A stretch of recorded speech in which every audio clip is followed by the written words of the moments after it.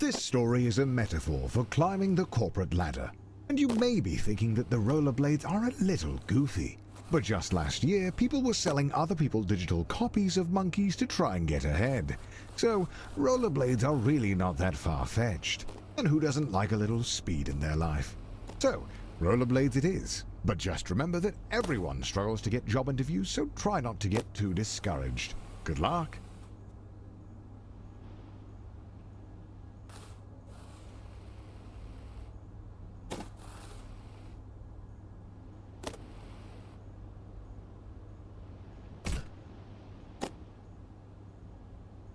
Hey, welcome to your first job interview. I know it can be a little nerve-wracking, but just relax and do your best. You're sure to get the job.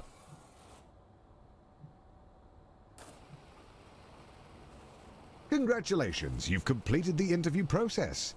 Unfortunately, the company needs you to do a take-home interview. I see a note here that says, "Sorry for making you jump through all these hoops."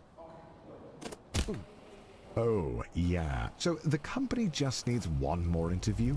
The note here says, "Last one, we promise." And to ignore the hoops on fire. That's just a technical bug in their hiring system.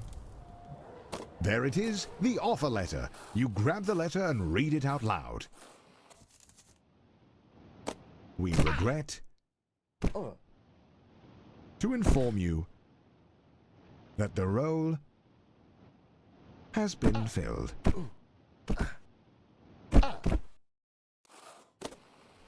Going back to square one always stings, but you're not alone. This happens to everyone at some point in their lives. Luckily, your mom says that your Uncle Gerald has a friend who can hook you up with a job at their warehouse. I know it's your birthday, but the company saves money when the new hires do their training on Saturday nights. So it's time to get to work.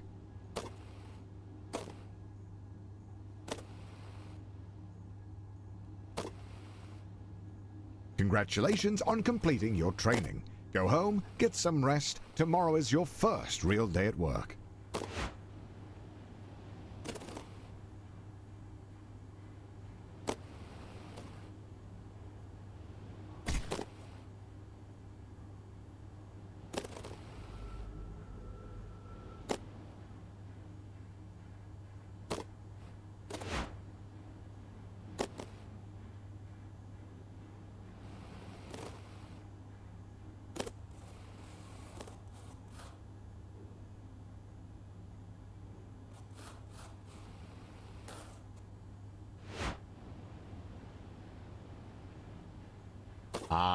So rumor has it that corporate spent all of their money on fighting Ted's injury lawsuit.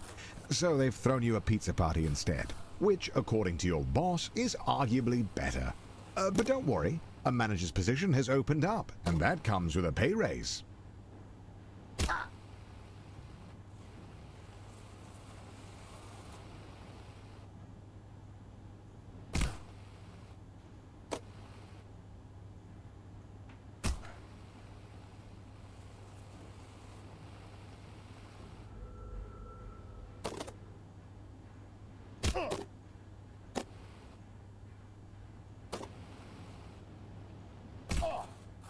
Your mom walks into your room with a letter.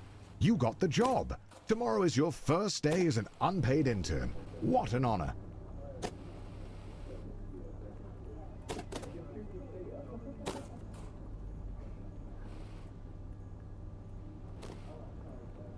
Some would be discouraged knowing they only got the job because their obsession with rollerblades makes them the ideal candidate for grabbing coffee. But you're a little discouraged as well.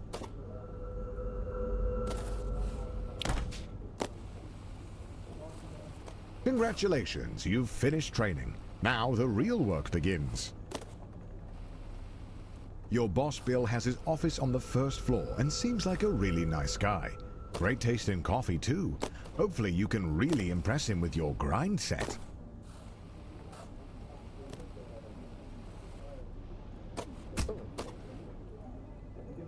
At the all-hands meeting, your boss Bill announces that you've been chosen for the in-house interview, which, according to him, is just a bunch of softball questions since it's really more of a formality than anything.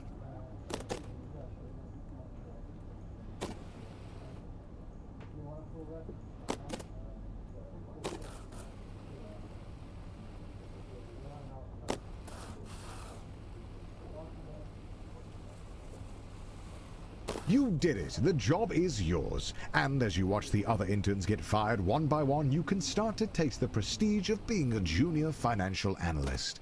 You're ready to kick ass and make money, and you're all out of money. Unfortunately, being a junior financial analyst means you're just another cog in the corporate machine. No one is going to notice you if you don't make yourself stand out. Being a cog means doing a lot of the same thing over and over again.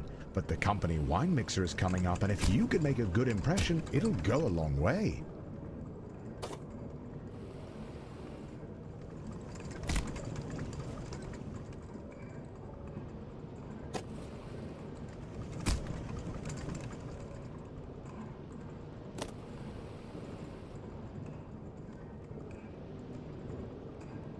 After spinning your wheels for a year, you finally get invited to the company mixer.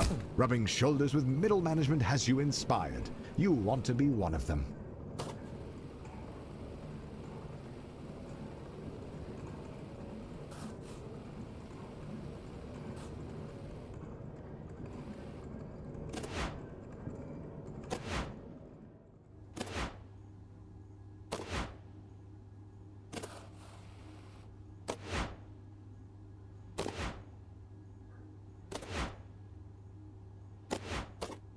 Finally, the company opens up a single middle management position. All you have to do is beat the rest of the applicants and the job is yours. The bumpers are a metaphor for the other applicants.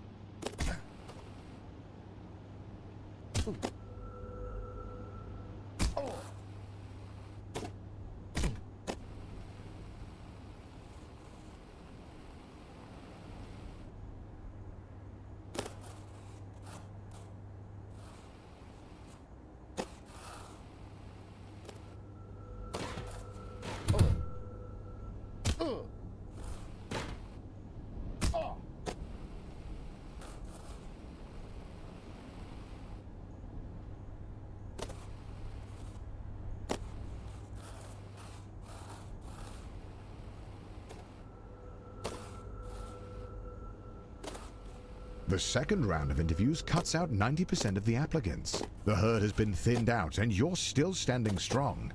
Wait, somehow Ted is in the running? When did he get a job here? It doesn't matter, just stay focused and get that job.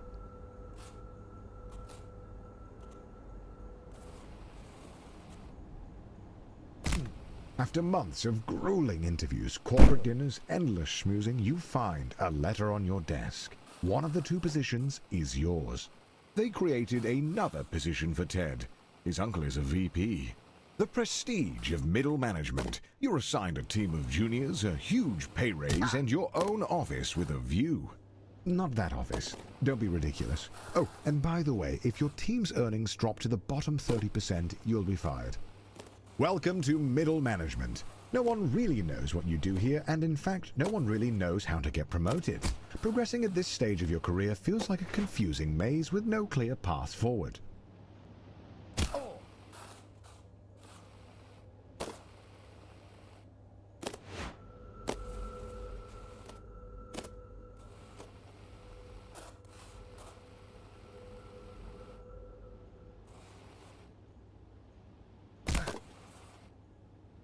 He calls you with a job offer, but you have to decide right now. Ah!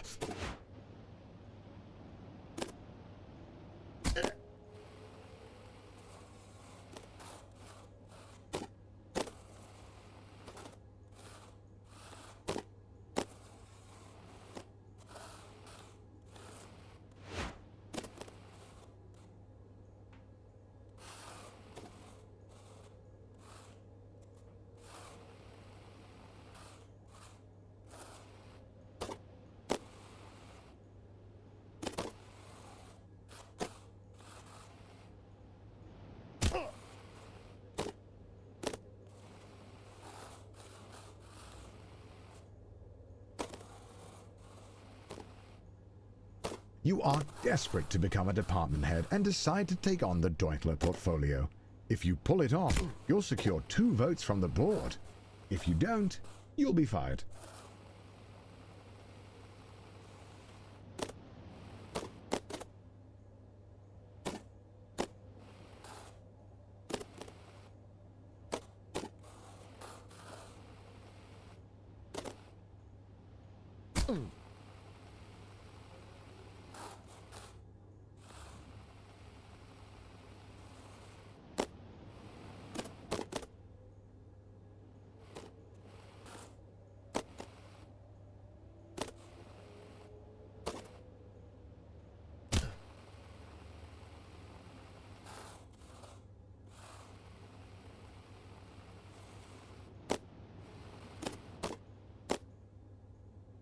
You did it! You pulled off the Doinkler portfolio, you crazy son of a gun. Unfortunately, the vote is tomorrow, and you're one vote short. Looks like it's better luck next time. You're still convinced that being a full-time YouTuber is for absolute degenerates, but he was such a class act that it was enough to sway the vote. You are the new department head. Welcome to upper management. You're making more money than you could ever have dreamed of. You drive a fancy car, fancy blades, fancy suit, but if you thought that you would be working less, you'd be wrong. If you aren't constantly pushing ahead, you're likely to fall.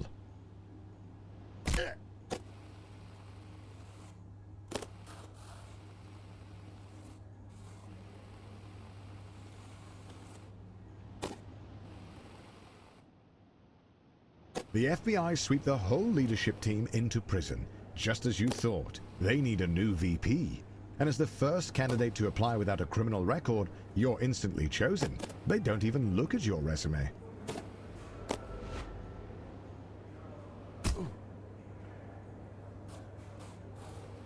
Being a VP at a large company puts you in the top 0.01%. But it's not enough. The goal is and has always been to be CEO. You have no idea how, but all you know is that you need to keep grinding.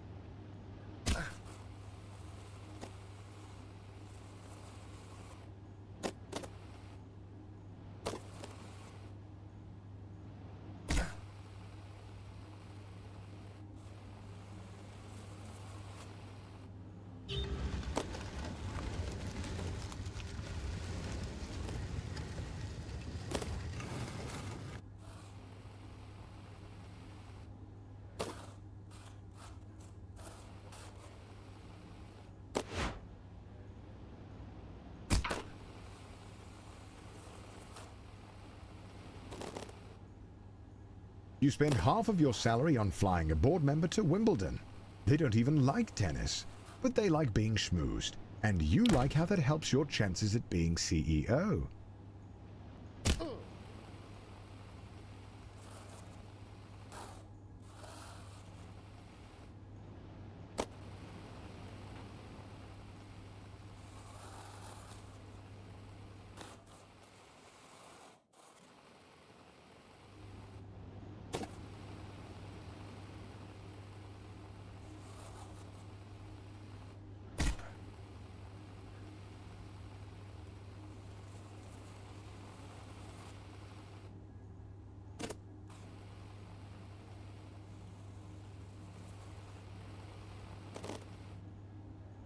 The CEO of your old company is considering retirement. There's only room at the top for one, but now's your chance.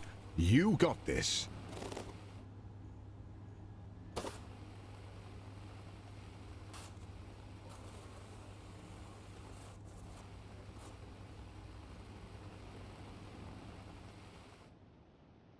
Just before the CEO of your old company retires, he gets arrested for embezzlement.